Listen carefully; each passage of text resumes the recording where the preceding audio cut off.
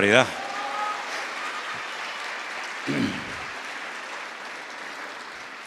Hermanos queridos, muchas gracias por haber venido esta noche. Yo ya estoy deseando predicar, ¿saben?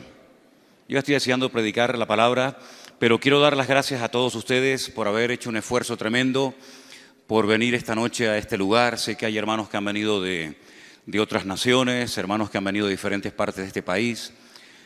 Quiero dar las gracias al pastor de esta iglesia, al cual he conocido hace un instante, a usted también, hermano, que tuve la oportunidad de conocerlo y comer juntos. Nosotros nunca en la vida habíamos pensado venir a México, no porque no quisiéramos venir, sino porque sinceramente no teníamos ningún contacto, no teníamos ninguna relación con esta nación. El Señor me ha permitido en los últimos 40 años de mi vida servirle a tiempo completo de diferentes maneras, como evangelista, como pastor, como maestro. Pero lo que estamos experimentando en estos días, en estos 40 años, yo nunca lo había vivido. Porque nosotros, nuestra filosofía de vida, nuestra forma de trabajar, nuestra forma de entender el Evangelio es no esperar nunca nada de nadie. Yo no espero aplausos ni espero ningún tipo de reconocimiento. Es la mejor manera de no sentirte ofendido nunca. Porque si usted espera un trato y no lo recibe, se va a ofender. Y nosotros veníamos a México pues para dar lo poco, lo mucho que el Señor nos haya dado. Pero estamos siendo gratamente sorprendidos de ver a un tipo de personas que yo no conocía.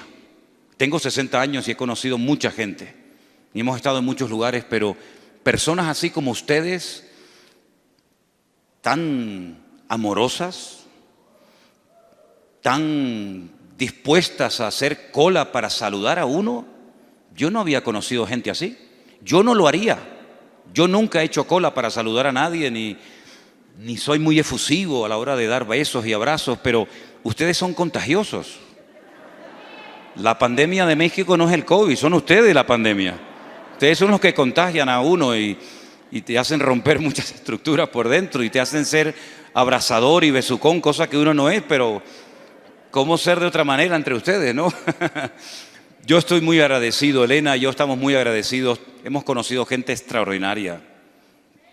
El año pasado, yo contaba anoche en la cena que tuvimos que tuve que tomar la decisión más desagradable de mi vida y fue cerrar la iglesia. ¿Qué pastor quiere cerrar la iglesia? Nosotros en aquel tiempo vivíamos dentro del templo, vivíamos dentro de la iglesia. Nuestra iglesia económicamente no estaba pasando buenos momentos. Y la iglesia no nos podía pagar un alquiler y decidimos ir a la iglesia y arreglar unos cuartos y vivir casi 4 años dentro de ella. Gracias al Señor por aquella decisión, porque eso el Señor lo utilizó, porque el día 14 de marzo tuve que cerrar la congregación y al día siguiente tenía culto. Y yo hice el culto exactamente igual como si estuviera la iglesia con nosotros. Mi esposa se tuvo que poner por primera vez en su vida en una mesa de sonido y con mi hija pequeña y con una guitarra tuvimos que llevar la alabanza. Y yo decía, Señor, ¿cuánto va a durar esto? 40 años predicando para llegar a un punto de predicarle a sillas vacías. ¿Qué es lo que ha sucedido, Señor? Hice un grupo de WhatsApp para tener el contacto cada día con los hermanos de la iglesia y a las 11 de la mañana hasta la 1 del mediodía estábamos en contacto con los hermanos. Hacíamos obras de teatro en la casa, competiciones bíblicas, oración, testimonios. Un día se me ocurrió decir, ¿por qué no hacemos todos un cartel donde pongamos prohibido quejarse? Y todos los miembros de la iglesia tuvieron que hacer uno, los niños, las familias. Y un día predicando a las sillas vacías de la iglesia, me vino un pensamiento mientras predicaba. ¿Qué estoy haciendo? ¿A quién le estoy predicando? ¿Quién está viendo esto? Pero seguí predicando. Y esos días recibí un correo de una hermana que yo no sé si está aquí esta noche. Porque no recuerdo su nombre, no sé si era de México, de Colombia o de Chile, yo no sé de dónde era. Pero el mensaje más o menos decía algo así. Pastor Sierra, si en algún momento en estos tiempos difíciles en los que estamos viviendo, te pasa el pensamiento por tu cabeza de que nadie te está viendo, nadie está escuchando los cultos, es cuando más están viendo esas reuniones. Yo creo que esa palabra vino del Señor porque me dio una fuerza que yo predicaba las sillas vacías como si tuviera una multitud delante de mí. Y a los pocos días comenzábamos a recibir mensajes y mensajes y llamadas y llamadas. Una mañana me levanté y tenía en mi teléfono 300 WhatsApp de personas que no sabía quiénes eran. Salí corriendo a la cocina y asustado le dije a Elena, Elena, mírala. Y me dice, yo tengo 280 mensajes en el mío. Y yo digo, Dios mío, ¿qué está pasando? ¿Qué está sucediendo? Y el teléfono estaba todo el día sonando, todo el santo día. Cuando ya íbamos a la noche a la cama agotados, la gente seguía llamando y nos decía, buenos días, pastor, ¿cómo están? Y nosotros decíamos, bueno, son las 3 de la mañana, las 2 de la mañana. Usted se levanta, pero yo me voy a acostar. Y comenzamos a recibir un aluvión de preguntas de todo tipo. Y entonces se me ocurrió, en vez de responder a uno por uno, hacer un devocional cada mañana y algo que se me ocurrió llamarlo el pastor online. ¿Para qué fue aquello? Si yo pensaba que haciendo 2 o 3 programitas iba a responder a las preguntas de la gente, fue peor, en el buen sentido de la palabra. Porque si respondías a 10 preguntas venían 100 y si respondías a 100 vendían 200. Y el Señor nos ha dado una lección tan grande en este tiempo. Porque la noche que tomé la decisión de cerrar la iglesia, porque no nos quedaba más remedio, me puse de rodillas al lado de la cama y le dije, Señor, si esta obra es tuya, si tú levantaste esta iglesia, ahora tienes una oportunidad maravillosa para demostrar que tú la amas. Sin diezmos, sin ofrendas, sin nada. ¿Cómo vamos a pagar todo? Pero no hubo en nosotros en ningún momento ni la más mínima duda, el más mínimo temor, la más mínima ansiedad, sino que el Señor comenzó a sorprendernos y nos llamaba gente de todo el mundo, hermanos, de todas las naciones. Hasta de Afganistán nos llamaron soldados norteamericanos, de Alaska, de la Patagonia, de todo Centroamérica y Sudamérica. Y la gente comenzó a mandarnos ofrendas por cientos y miles y miles y miles de euros. Y decíamos, Señor, ¿pero qué está pasando aquí? Y podíamos pagar los alquileres, no tenemos ninguna propiedad, ni a título personal ni como iglesia. Y pudimos pagar los alquileres y ayudar a hermanos que perdieron sus trabajos. Porque las Islas Canarias viven 100% del turismo. No hay industria, no hay pesca, no hay agricultura, no hay nada. Solamente vivimos del turismo europeo. Y se cerraron cientos de hoteles. A nuestra isla vienen cada año 5 o 6 millones de turistas y no venía nadie. Paseabas por las calles y era un desierto. Y muchos hermanos comenzaron a pasarlo mal porque no tenían trabajo. Pero el Señor nos dio una lección tremenda. Vamos a hacerlo al revés. En vez de la iglesia ofrendar para los ministerios, vamos los ministerios a ofrendar para la iglesia. Lo hicimos al revés, invertimos el orden y comenzamos a ayudar a hermanos, a familias, para que pudieran cubrir sus gastos. Y el Señor nos demostró que Él no necesita ni de tus diezmos, ni de tus ofrendas, ni de eso que han inventado, que lo llaman primicias, que no tiene nada que ver con el cristianismo, sino que el Señor es el Dios de la plata y del oro, y que Él no necesita de tu vida ni de la mía para cuidar su obra, porque Él es el Dios todopoderoso. Dale un aplauso a Él si quiere, aleluya. Hasta el día de hoy, hasta el día de hoy. Y eso de predicar de teorías, versículos como el justo por la fe vivirá. Qué bonito sale, ¿no? En Munatoyi Yexadikin, el justo por la fe existirá. Comenzamos a experimentar que el Señor suplía necesidades. El Señor nos comenzó a poner en contacto con centenares y con miles de personas. Y entonces el Señor nos ha traído a este hermoso país, del cual mi padre me habló durante toda mi vida. Porque mi padre fue torero. Y los toreros sueñan con venir a México a torear. Porque aquí tenían que venir los españoles a doctorarse en ese arte, ¿verdad? Y mi padre nunca vino a este país.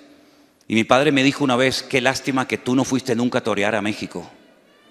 Pero yo le dije un día de broma, papá, yo no voy a torear toros en México, pero si algún día voy a torear al diablo.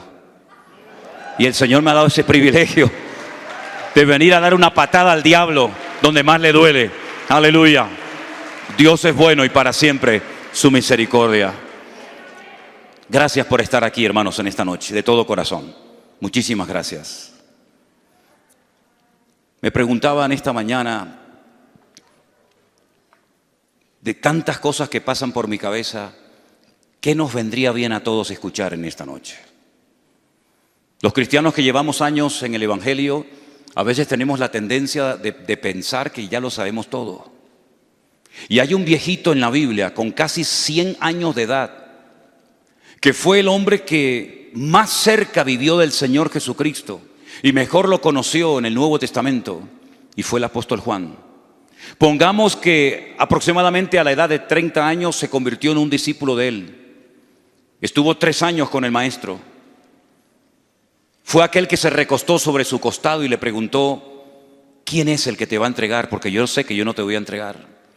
Aquel hombre que escribió un evangelio maravilloso, que de todos los milagros que Cristo hizo, que él llegó a decir que si se hubieran escrito una por una las palabras y los hechos que el Señor hizo, él dice, ni en el mundo cabrían los libros.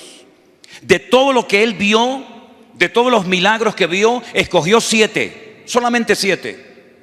Y no utilizó la palabra milagros, sino la palabra señales, banderas, puntos de referencia en el mundo espiritual. Y usted puede ir a su evangelio, que es una maravilla, y en el capítulo 2, 4, 5, 6, 6, 9, 11, usted va a encontrar cómo el Señor Jesucristo es presentado de múltiples formas.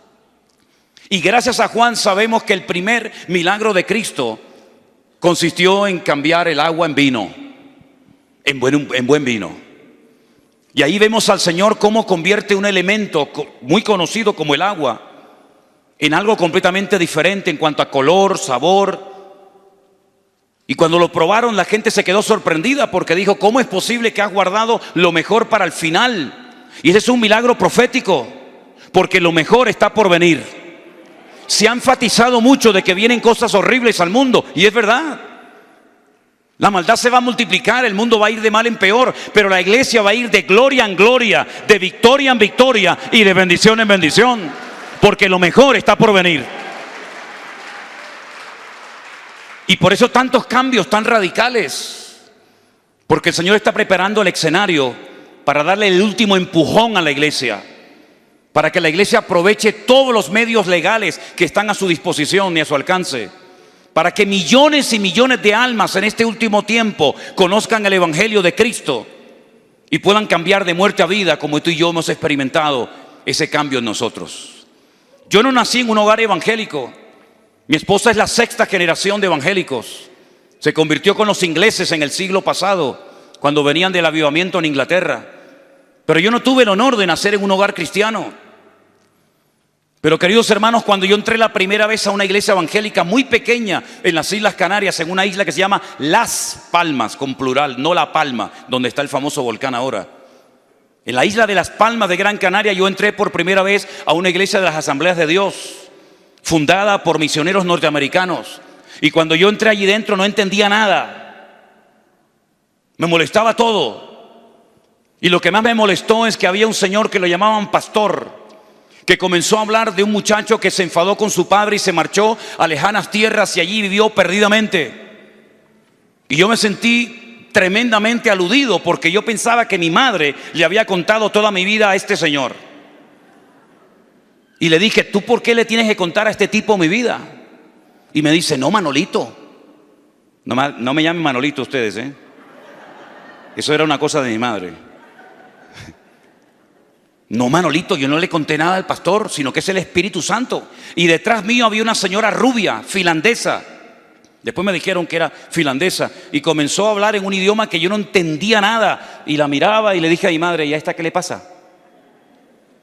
Y me dice, cállate, porque es el Espíritu Santo. Digo, ¿el Espíritu Santo es rubio con los ojos azules? No entendía nada. Pero cuando ese hombre siguió predicando, hizo un llamamiento y dijo: si hay alguien aquí en este auditorio, auditorio, eran 15 personas en la iglesia, fíjate qué auditorio tan grande era, ¿no? Cuando venían 2 visitas había un avivamiento espectacular en la iglesia, ni se lo creían. Si hay alguien aquí entre nosotros que quiere levantar su mano y recibir a Jesús en su corazón como su Señor y Salvador personal, yo no sé lo que me pasó, pero yo me encontré en ese altar esa noche y por primera vez me dirigí en oración a Dios. Yo no creía en Dios. Yo me había criado toda mi vida, tanto en Caracas como en Canarias, en colegios de sacerdotes. Y hay un refrán que dice que los mayores ateos del mundo han salido de colegios de curas, y yo era uno de ellos. Y yo le dije a Dios: yo no sé si tú existes, pero si tú existes, cámbiame, yo quiero conocerte. Me hacían 4 encefalogramas por semana en mi cabeza, me ponían la cabeza llena de cables como si fuera una máquina, un robot. Estuve en manos de psicólogos y de psiquiatras por años. Nada me llenaba, todo me aburría, todo me cansaba. Pero esa noche, cuando le abrí mi corazón a Cristo por primera vez, sentí una paz que hasta el día de hoy, más de 40 años después, la sigo sintiendo como aquella primera tarde. Porque es la paz que sobrepasa todo entendimiento humano. Es la paz de Cristo, nuestro Señor. Aleluya. Y Él me liberó de los demonios que llevaba dentro sin yo saber que los tenía. Porque mi testimonio lo digo en 3 palabras: Él me salvó, Él me liberó y Él me sanó. Y nadie me puede quitar eso de mi corazón, porque esa ha sido mi experiencia. Y por eso, cuando yo entendí que a Él lo habían crucificado, que lo habían metido en un sepulcro y que al tercer día había resucitado, cuando yo entendí que aquello era verdad, yo quería contarle esto a todo el mundo. Si esto era verdad, ¿por qué hay tan poca gente que se quiere dedicar a tiempo completo a servir al Señor? Como si todos los días resucitara gente, como si todos los días viniera un Señor del cielo, de la otra vida, a morir en una cruz por la raza humana. Lo matan y al tercer día se levanta. Si esto era verdad, yo decía: esto se lo tengo que contar a mis amigos, a los vecinos, a mis enemigos, a todo el mundo se lo tengo que decir. Y el Señor me dio el honor y el privilegio de haber servido ya por 40 años a tiempo completo. Y solamente le pido al Señor que me dé fuerzas hasta el último momento de mi vida, porque tengo hoy en día más pasión y más ganas de llevar gente a los pies de Cristo que cuando comencé hace 40 años atrás. Pero estamos viviendo tiempos difíciles, no cabe la menor duda. Tiempos de cambios radicales. Y la iglesia tiene que adaptarse a los nuevos tiempos. La iglesia tiene que utilizar todos los medios sabidos y por haber legales para extender la palabra de Dios. Y es lo que estamos haciendo nosotros. Utilizar el internet, los canales de Facebook y de YouTube para llevar a centenares de personas a los pies de Cristo. No estamos haciéndole la guerra a la iglesia local. Yo soy pastor de una iglesia local. Yo tengo congregaciones en España. No estoy en contra de formar parte de una iglesia local, ni muchísimo menos. Pero ¿qué hacemos con esa viejita que está en el monte, que jamás en su vida podrá pisar una iglesia? ¿Qué hacemos con esa persona que ha caído rendida a los pies de Cristo mientras conducía un autobús? O como aquel policía en Chile que quería tirarse al barranco y quitarse la vida. ¿Qué hacemos con miles y miles de personas que han conocido a Cristo en este tiempo? Y fue cuando el Señor puso en mi corazón a ayudarle, aunque fuera virtualmente. Y todos los días hay actividad en la iglesia virtual y hay un equipo extraordinario de hombres y mujeres aquí, tremendos, sin los cuales nosotros no podríamos hacer absolutamente nada. Y he conocido pastores en este tiempo de confinamiento, como el pastor José Arena, el pastor Nori. Ahora os conozco a vosotros. Y el Señor nos ha puesto en contacto con gente extraordinaria que hacía años que querían servir al Señor, pero no sabían cómo servirle. Pero ha llegado el momento en el que ya no es el tiempo de las grandes estrellas, ni de los grandes famosos en las plataformas. Dígame quién quedó de todos los que había. No voy a mencionar nombres, ¿para qué? Para mí el último grande que partió a la presencia del Señor se llamó el doctor Billy Graham. Y ya no estamos en el tiempo de las grandes estrellas, ya eso no funciona. Ahora estamos en el tiempo de que cada oveja y cada miembro del cuerpo de Cristo ponga su vida al servicio de la obra del Señor. Y usted es capaz de hacer cosas que a lo mejor ni se había imaginado. Somos instrumentos de barro usados temporalmente por la gracia y por la misericordia del Señor. Pero estamos viendo hermanos que están entre nosotros que después de haber aceptado a Cristo como su Señor y Salvador personal, se han ido a su casa, a su barrio, a su pueblo, a su ciudad y están ganando a docenas y a docenas de almas. No son pastores, no son evangelistas, No son reconocidos en las redes sociales, pero son instrumentos que se dejan usar por la mano de Dios. Y ese es el tiempo que nos ha tocado vivir a nosotros. El tiempo en el que personas sencillas, humildes, sin muchos estudios, sin mucha elocuencia, sin mucho carisma, pero sencillos a la voz de Dios, se dejan usar por el Señor. Y por eso estamos viendo tantas sorpresas como las que vio Juan siendo de casi 100 años en la isla de Patmos. Un hombre que había visto milagros, un hombre que había visto incluso a Moisés y a Elías en el monte Tabor, en el monte de la Transfiguración. Un hombre que vio cómo se multiplicaban los panes y los peces. Un hombre que vio resurrección de muertos. ¿Y qué más se puede ver en la vida? Todavía le faltaba lo mejor, la revelación del último libro, el libro del Apocalipsis. Un libro que a algunos les da pánico, un libro que a algunos les asusta, un libro que a algunos dicen, uy, cuando llego a Judas me vuelvo para atrás porque me da miedo leer el Apocalipsis. No, hermanos, todo lo contrario.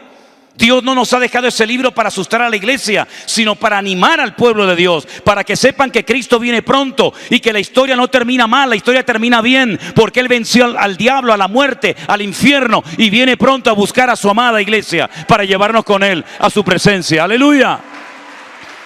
Y somos la última generación de creyentes probablemente. Yo no sé cuánto más vamos a estar en esta vida, pero puedo asegurarles que en este momento usted y yo somos la última generación de creyentes que está pisando el planeta Tierra. Y profecías que han estado dormidas como los volcanes de Canarias, se están despertando delante de nosotros. Y estamos viendo cómo el Señor nos está diciendo, prepárense que vengo pronto, prepárense que vengo pronto. Es tiempo de que pongan su vida en orden. Es tiempo de que inviertan su tiempo, su juventud, sus recursos, sus talentos, todo lo que tienen a la obra del Señor. Porque hay tanto por hacer, tanto por hacer. Tantas almas por ganar para el Señor, tantos lugares donde no hay iglesia. En España usted puede viajar horas y horas y horas y horas en coche y no encontrar ni a un solo cristiano. No hablo de una iglesia, hablo de un cristiano. Y por eso hay una necesidad tremenda de obreros, porque la mies es enorme, pero los obreros son muy escasos y a veces los que hay son malos y poco comprometidos y consagrados. Y si alguien tiene miedo de decir, pero ¿y de qué voy a vivir en la obra? ¿De qué voy a vivir? El Señor nunca desampara a un justo y el Señor siempre le proveerá todas sus necesidades, no sus tonterías. Yo no necesito un avión para predicar el evangelio. Yo no necesito dormir en un hotel de 5 estrellas para sentirme siervo de Dios. Yo lo que necesito es que alguien me escuche y con una Biblia en la mano me sobra todo lo demás. Y eso es lo que Dios está buscando, gente sencilla, gente humilde, gente que no quiera honra y gloria para ellos, sino que la gloria y la honra se la den al Señor. Si hay alguien aquí en esta sala, prepárate porque es tu hora. Dios te va a usar grandemente, como nunca antes te habías imaginado. Aleluya. Pero también les digo algo, mis hermanos. Los últimos mensajes que encontramos a iglesias en la Biblia están en el libro del Apocalipsis. Y hay 7 iglesias. Y quiero hablar un poco de la primera y de la última. La primera es la iglesia de Éfeso. Una iglesia espectacular. Dice que llegó a tener más de 300,000 personas. Era la iglesia madre de la que salieron las demás iglesias del libro del Apocalipsis. Fue donde más tiempo el apóstol Pablo estuvo ministrando, 2 años enteros. Allí lo apedrearon y lo dieron por muerto. Y probablemente el Señor allí resucitó al apóstol Pablo. Allí empezó la obra con 12 personas. 12 personas que cuando el apóstol Pablo se las encuentra, le dice, ¿ustedes en qué habéis sido? ¿Cuándo recibisteis el Espíritu Santo? ¿Se acuerdan la pregunta? Y la pregunta fue, no sabemos lo que es el Espíritu Santo. ¿Qué tipo de creyentes eran esos? ¿En qué fueron bautizados ustedes? En el bautismo de Juan. Pero si Juan el Bautista murió hace 30 años, ustedes están caducados, ustedes no se han renovado, ustedes se han quedado con una experiencia del pasado. Pero los tiempos han cambiado, el cristianismo se está extendiendo por toda la faz de la tierra. Empecemos de nuevo a trabajar con ustedes. Déjense tratar, déjense moldear por el Señor. Dice que los bautizó de nuevo y con ese grupo de 12 personas nació la hermosa y preciosa iglesia de Éfeso.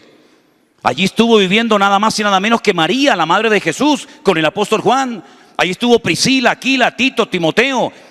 Los mejores ministerios de la época estuvieron en aquella congregación.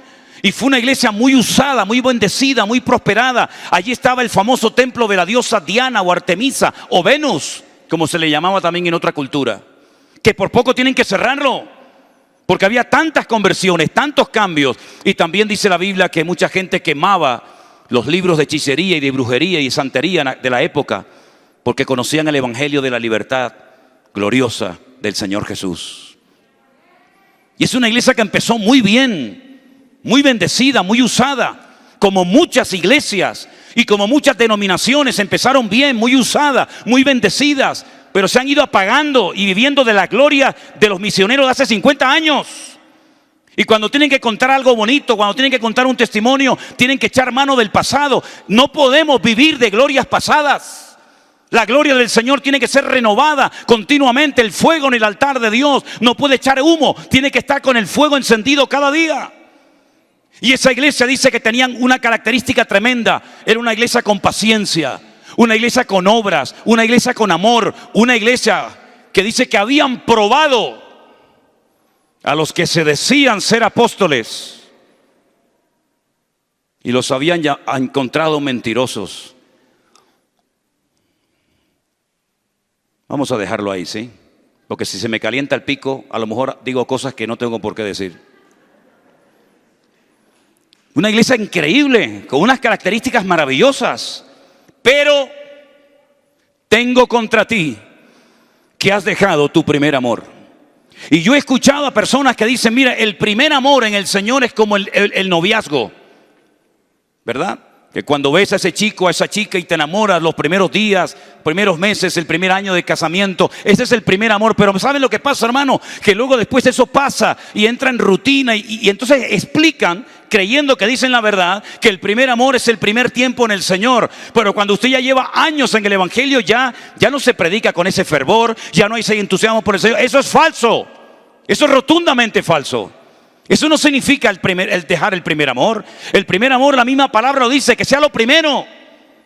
Hoy amamos más al Señor y tenemos más ganas de servirle que cuando comenzamos a conocerle los primeros días de nuestra vida. El primer amor significa que por encima de Él no hay nada ni nadie, ni novia, ni casa, ni trabajo, ni nada. Él es el primero en mi vida. Y en la iglesia de Éfeso ya el Señor no era lo primero. No sé lo que era, pero el Señor no lo era. Y el Señor los confronta como el Señor ha tratado duramente con la iglesia en este tiempo. Porque yo creo que desde el siglo primero, y lo digo esto con todo mi corazón, hermanos, yo creo que desde el siglo primero el Señor no ha hablado tan claramente a la iglesia como en este último año le ha estado hablando al pueblo de Dios. Porque si de algo ha servido este confinamiento y esta pandemia, es para encerrar a millones y a millones de pastores, de evangelistas, de apóstoles, de profetas y de cristianos en sus iglesias o en sus casas, para que mediten y piensen por qué estoy haciendo lo que hago, por qué predico lo que predico, por qué enseño lo que enseño. Y Dios nos ha tenido frenados para reflexionar y meditar a ver si lo que estamos predicando tiene fundamento bíblico o de dónde rayo me lo saqué.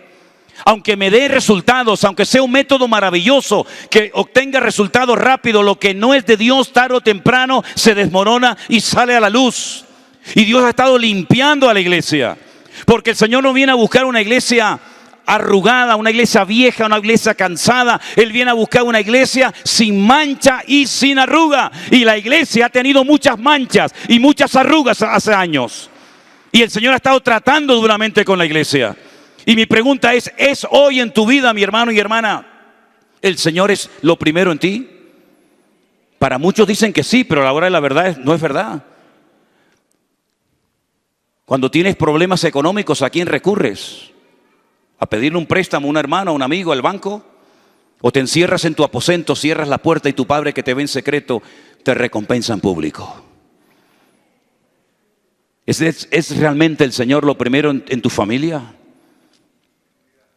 ¿Le das más importancia a lo que tienes que a lo que eres? ¿A tener que hacer? Eso es lo que le estaba pasando a la iglesia de Éfeso, que se habían ido apagando, se habían ido enredando tal vez en los negocios de este mundo, y ya el Señor no era lo primero para ellos. Y el Señor los confronta y les habla claramente al corazón y le dice: y arrepiéntanse y vuelvan otra vez a retomar aquel fuego que tenían en el principio, porque si no quitaré su candelero de su lugar. ¿Cuántas denominaciones, cuántas iglesias hoy en día no son ni la sombra de lo que fueron hace 100, 200 años atrás? Hay incluso denominaciones. Si usted estudia la historia de la iglesia en estos últimos 2000 años, hay denominaciones que ya hoy en día ni existen. Vaya a Europa, vaya a esos templos enormes en Alemania, en Suiza, en Inglaterra, en Escocia, donde antes hacía cola la gente para entrar a escuchar el evangelio. Hoy en día son muchos bancos, discotecas y mezquitas musulmanas. ¿Qué les parece? Esa es la realidad del viejo continente, continente del que salieron hombres de Dios tremendos, y continente que está en coma, muerto y viviendo de glorias del pasado. La última iglesia que se menciona en el libro de Apocalipsis es la iglesia más próspera y rica de todos los tiempos. Fíjense que llegaron a decir: nos hemos enriquecido y de ninguna cosa tenemos necesidad. Hoy en día usted entra a cualquier iglesia, esta o cualquier otra, y hay tal vez miles y hasta millones de euros en equipos de sonido, en instrumentos, en cámaras, en televisores, en pantallas, en silla. Pero ¿y la presencia de Dios? Porque es verdad que en muchas iglesias se canta, pero ¿a quién le cantan? ¿Y ruido? Hoy en día hay más ruido en las iglesias que nunca. Pero les recuerdo que Dios le enseñó al profeta Elías.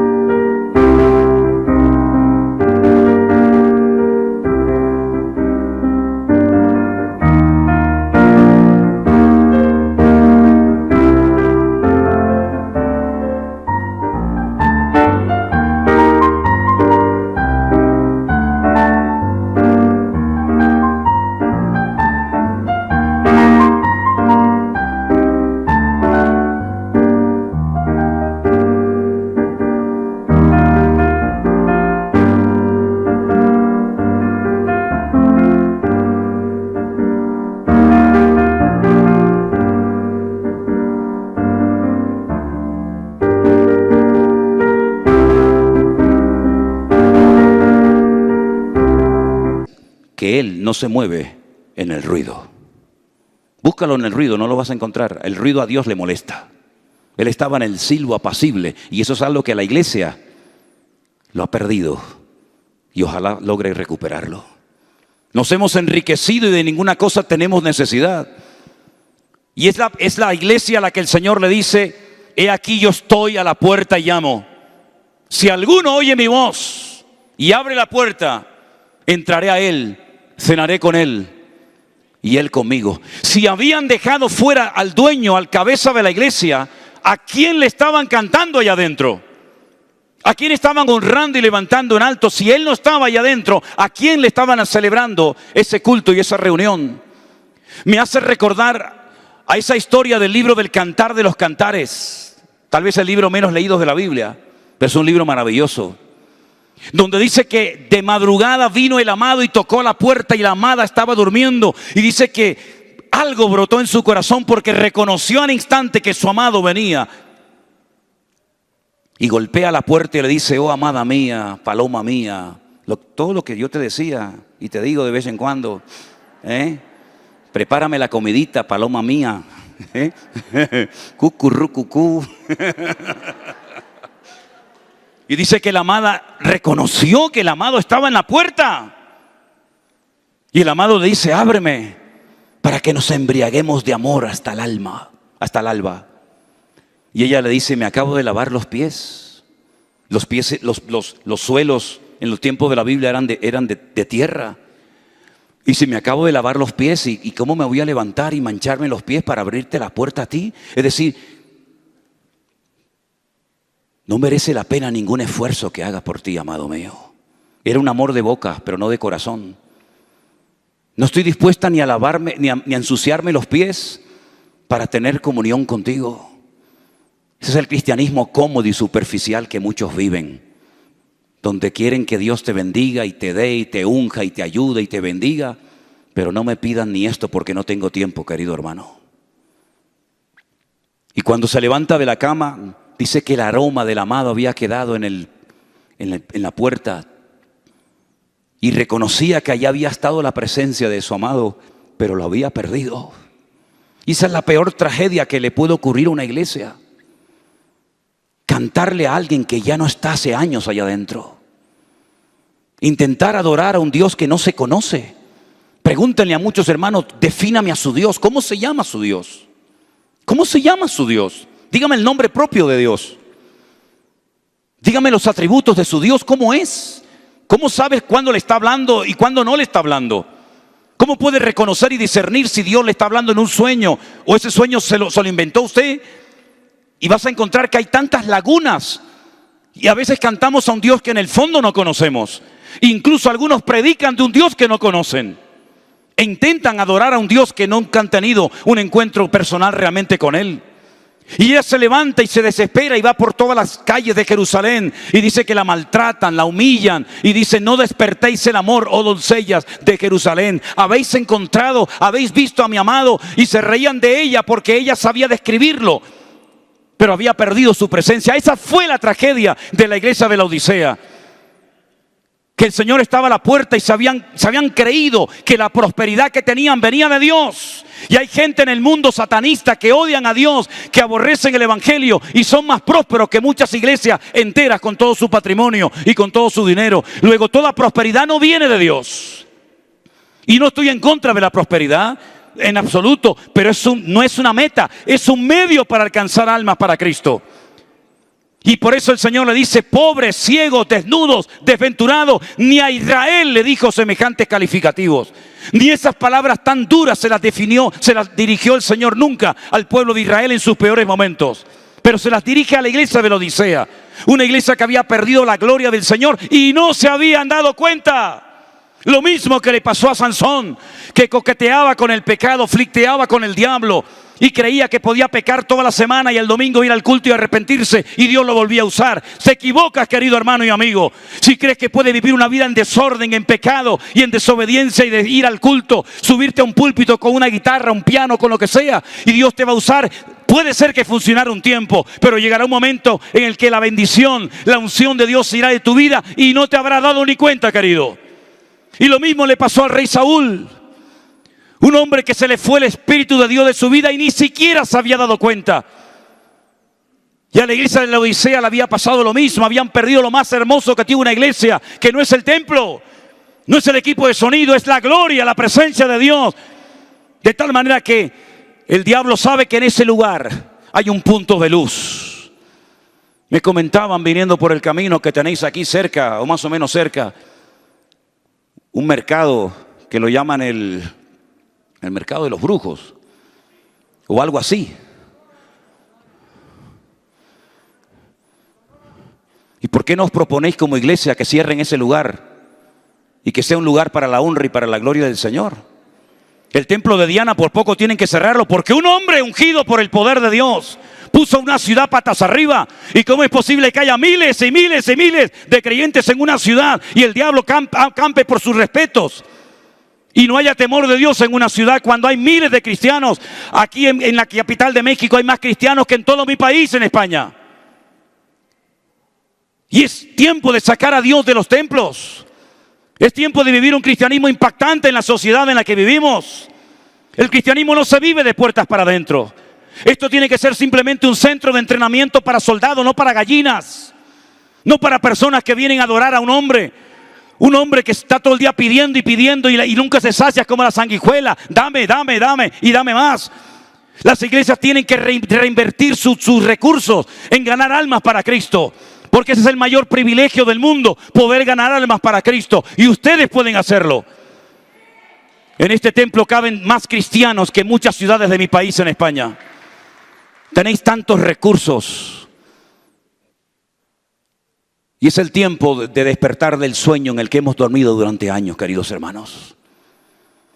Es el tiempo de dejar las políticas, los cargos, los títulos. Es tiempo de buscar la gloria y la honra de Dios. Y si tenemos que pasar desapercibidos, si no nos nombran y no tenemos nunca ningún cargo, me da exactamente igual. Porque podemos ser gigantes delante de los hombres, pero enanos, descalificados delante de la presencia del Señor. Y por eso, mis queridos hermanos, la razón por la que hemos venido a México es para conocer a las personas que el Señor nos ha dado el privilegio en este último año de poder haberlos llevado a los pies de Cristo. que se reúnan donde quieran, que vayan a la iglesia que quieran. Nosotros no vamos a competir con iglesias ni con denominaciones. Vivimos a 15.000 kilómetros de distancia. Es imposible que podamos pastorear y atender al mundo. Es imposible. Pero nosotros lo que queremos es que la iglesia del Señor vuelva a ser lo que fue hace 2000 años. Sin radio, sin Facebook, sin YouTube, sin barcos, sin aviones, sin instrumentos musicales, sin templos, sin nada. Hicieron retroceder a los estoicos y epicúreos de Grecia. Pusieron de rodillas al imperio romano. Y todo el mundo sabía que aquellos cristianos, aunque morían despedazados en la arena de los circos romanos y crucificados y devorados por las fieras romanas, morían riendo y cantando al Señor. Y hoy en día hay personas que ante cualquier prueba, ante cualquier dolor, ante cualquier situación, enseguida se cambian de iglesia, se desaniman, se derrumban. Iglesia del Señor, no podemos seguir viviendo como cobardes. Somos hijos del Rey de Reyes y Señor de los Señores. Tenemos que levantarnos como un ejército en el nombre del Señor. Aleluya. Es el tiempo de la iglesia. Es el tiempo de la iglesia. Y queridos hermanos, yo estoy plenamente convencido de que todo esto que hemos vivido y todavía estamos viviendo, donde es increíble que los cristianos no podamos saludarnos y abrazarnos y estar distanciados y saludarnos con un codazo, con una patada, a lo que hemos llegado, ¿no? A lo que hemos llegado. Si Pablo viniera esta noche aquí y decía, pero ¿qué les pasa a ustedes? ¿Están locos? ¿No? Ha llegado un tiempo en el que tenemos que cambiar nuestra forma de pensar para cambiar nuestra forma de vivir. La iglesia, queridos hermanos, hoy en día tiene más recursos que jamás en la vida, en la historia, habían podido pensar tener. Pero es el tiempo en el que tú y yo tenemos que poner la mano en el arado y no mirar atrás. No sabemos cuánto tiempo nos falta. Estuvimos la semana pasada en Roma. Y saliendo del Coliseo romano, que nos llevó un hermano a conocer, estaban poniendo una plataforma mucho más grande que esta, con un equipo de sonido espectacular. Y pregunté qué evento estaban preparando. Y me dijeron, estaban preparando una reunión internacional de oración por la paz. Y allí iba a estar el Papa, rabinos, pastores, sacerdotes, en fin, un potaje tremendo. Y le iban a dar la despedida a la única líder cristiana de Europa. Ya no tenemos ningún líder cristiano en Europa, son todos ateos, illuminatis o masones. La única líder cristiana que teníamos en España, hija de un pastor, era Angela Merkel en Alemania. Ya no está más. Ya tienen la cancha abierta. Hicieron una convocatoria de oración y a la semana siguiente en la misma plataforma, en la misma ciudad, se juntaron centenares de líderes políticos de todo el mundo. El famoso G20, no el G12, que eso es otra cosa. El G20 se juntaron para organizar el nuevo orden mundial. Y aquello que nos sonaba chino hace años atrás, la teología a muchos el Señor se la ha tirado por tierra. Y estamos a punto de ver en Europa y en el mundo cambios tan radicales, donde les digo ya que en algunos países de Europa ya está prohibido usar dinero. Ya no se usa dinero. Ya en algunos países solamente tarjeta de crédito o algunas marcas que te hacen. Y esto va a ir a más y a más y a más. Y de momento no hemos sido arrebatados, que yo sepa. Y aunque yo vaya a estar toda esta semana en México, yo les aseguro, y si me equivoco les pediré perdón en la gloria, que el Señor en esta semana no va a venir. Se lo aseguro, ¿eh? El Señor en esta semana no va a venir. ¿Y cómo lo sé? Porque la Biblia dice lo que tiene que venir antes de que Él venga. Y como todavía no ha aparecido lo que tiene que aparecer, el Señor de momento no va a venir. Y no podemos vivir más tiempo asustados, sino darnos cuenta de que el tiempo se nos acorta. Y el Señor viene pronto, pero el Señor es galardonador de los que le buscan. Así que quiero animar a todos los presentes que están aquí a que vivan una vida totalmente entregada y consagrada al Señor Jesús. Pero no quiero entregar este púlpito en esta noche sin hacer una pregunta. ¿Hay alguien en esta noche, en este auditorio, que ha venido por primera vez, que no es miembro de ninguna iglesia? ¿Alguna persona joven, adulta, de la edad que tenga,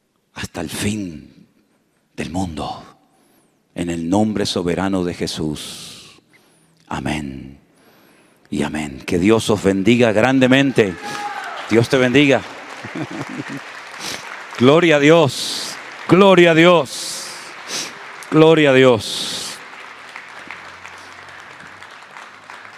Aquí hay pastores. Aquí hay esposas de pastores. Échenme una mano. Equipo, échenme una mano. Cuando puedan, hablen con ellos. Estamos aquí para ayudarles, para servirles.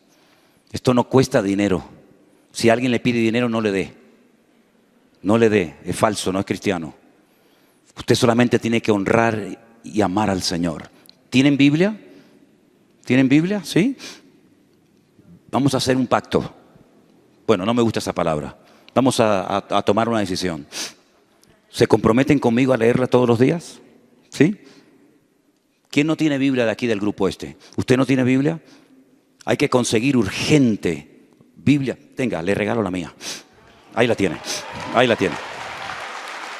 Gloria a Dios. Pero tiene que leerla. Tiene que leerla. Después me deja sacar lo que tengo dentro, que no sé lo que tengo. Yo saco los papeles y le regalo la Biblia. Dios les bendiga, ha sido un placer estar con ustedes. No podemos estar demasiado tiempo más, pero vamos a estar un ratito para poder tal vez saludarnos un poco por encima. Dios les bendiga, les amamos muchísimo, son gente maravillosa. Dios les bendiga con todo su corazón. Pueden volver a tomar asiento, hermanos. Bendiciones, bendiciones, aleluya.